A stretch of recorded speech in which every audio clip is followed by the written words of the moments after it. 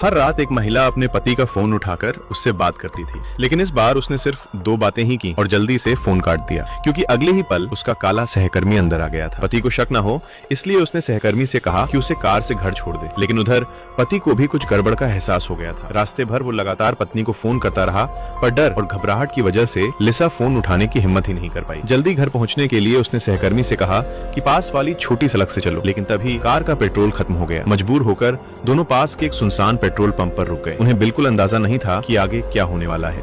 लिसा सोची कि पास की दुकान से रास्ते के लिए कुछ खाने का सामान ले ले, लेकिन जब वो बिल देने पहुंची तो उसने देखा कि दुकान में कोई भी नहीं है। तभी उसकी नजर शेल्फ पर पड़े ताजा खून के धब्बों पर गई। उसे तुरंत खतरे का एहसास हुआ और वो जल्दी से बाहर निकलने लगी। अचानक कांच तोड़ते हुए एक गोली आई और उसके हाथ में लग गई। तेज दर्द से वो लगभग बेहोश होने वाली थी। वो संभल भी नहीं पाई थी कि दूसरी गोली भी अंदर आ गई। वो घायल हाथ को पकड़कर जल्दी से शेल्फ के पीछे छिप गई, लेकिन ऐसा लग रहा था जैसे कोई उसे निशाना बनाकर गोली चला रहा। हर गोली ठीक उसी जगह लग रही थी जहां वो छिपी थी। कांच पर बने गोलियों के निशान देखकर लिसा समझ गई दूर कहीं एक स्नाइपर उसे देख रहा है। घबराकर उसने अपने सहकर्मी को आवाज लगाई, जो, लेकिन उसका सहकर्मी कार में तेज म्यूजिक सुन रहा था। उसे लिसा की आवाज बिल्कुल सुनाई नहीं दी। अब लिसा ने किसी तरह अपने बहते खून को बांधा और बचने का रास्ता सोचने लगी। जैसे ही उसने सिर बाहर निकाला, एक और गोली उसकी तरफ आई। अच्छी बात ये थी कि शेल्फ की आड़ ने उसकी जान बचा ली, लेकिन ज्यादा खून बहने की वजह से वो समझ गई कि अगर जल्दी कुछ नहीं किया तो बचना मुश्किल है। तभी उसकी नजर सामने गिरे एक मोबाइल पर पड़ी। वो धीरे धीरे उसकी तरफ पड़ने लगी, लेकिन जैसे ही वो मोबाइल तक पहुंचने वाली थी, स्नाइपर ने गोली मारकर उसे पूरी तरह तोड़ दिया। ऐसा लग रहा था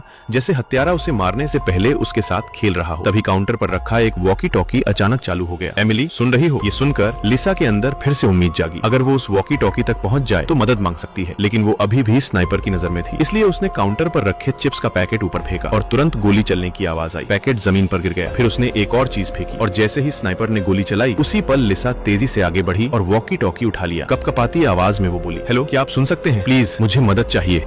कुछ ही देर में वॉकी टॉकी से आवाज आई, क्या वहाँ क्या हो रहा है? एमिली कहाँ है? यह सुनकर लिसा ने अभी अभी हुई सारी घटना उसे फिर से बताई। उधर कार में बैठे उसके सहकर्मी को भी कुछ गड़बड़ लगा। अभी तो उसने गाड़ी में पेट्रोल भरवाया था, लेकिन डैशबोर्ड पर फिर से चेतावनी लाइट जल गई। वह तुरंत गाड़ी के नीचे जाकर देखने लगा। उसने देखा कि पेट्रोल टैंक से तेजी से तेल बाहर निकल रहा है। जब उसने देखा कि लिसा अभी तक दुकान से बाहर नहीं आई है, तो वह उसे ढूंढने अंदर जाने लगा। जैसे ही लिसा ने उसकी आवाज सुनी, वह उसे खतरे के बारे में बताने ही वाली थी। तभी एक गोली सीधा उसके गले में लगी। वह वहीं खून से लथपथ होकर गिर पड़ा। अपने सहकर्मी की मौत देखकर लिसा टूट गई। अब उसकी आखिरी उम्मीद सिर्फ वॉकी टॉकी पर मौजूद उस आदमी से ही थी। उधर वह आदमी बार बार पूछ रहा था कि क्या हुआ है। लिसा ने हिम्मत करके फिर से शेल्फ से सामान खींचकर वॉकी टॉकी अपनी ओर कर लिया, लेकिन उसे नहीं पता था कि उसकी हर हरकत पर स्नाइपर की नजर है। कांपती आवाज में उसने कहा, मेरे दोस्त को मार दिया गया है, कृपया 911 पर कॉल करो। उस आदमी ने पूछा कि वह अब भी कहाँ छिपी है। लिसा ने बताया कि वह काउंटर के पीछे छिपी हुई है। जगह पता